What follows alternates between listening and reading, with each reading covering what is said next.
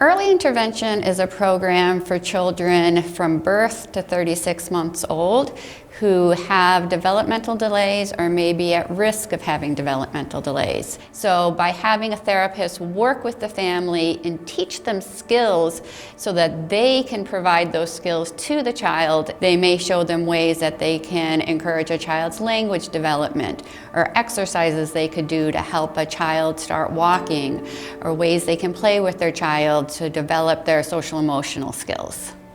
So I love the early intervention model because it's a coaching model. It's a collaboration between us and the caregivers.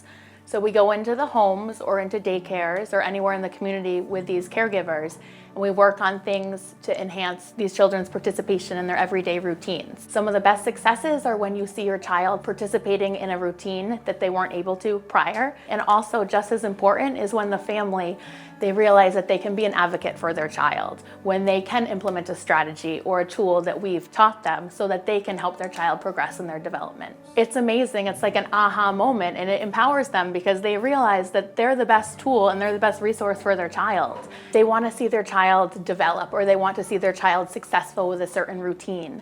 If families didn't have EI, I think a lot of them would struggle with knowing what to do, how to best support their child. There's not a lot of settings where you have that collaborative effort. My child was born at 37 weeks. He spent 2 weeks in the NICU. He had some trouble with breathing, and when he came home, he had trouble with muscle tightening. Without early intervention, I would have not learned to help my son with his muscle tightness, with his speech delays, with his physical therapy, occupational therapy needs. So in EI, there's a financial crisis right now, unfortunately. It's been nearly 20 years and we haven't seen an increase in reimbursement for early intervention. So that means there hasn't been an increase in wages for any of the workers. With that comes difficulty retaining workers. There's not competitive wages, so people don't want to come work in early intervention. We just want a competitive wage. There's a wait list for early intervention. When these families are on the wait list, they're missing out on moments. They're missing out on opportunities to learn strategies to help support their child.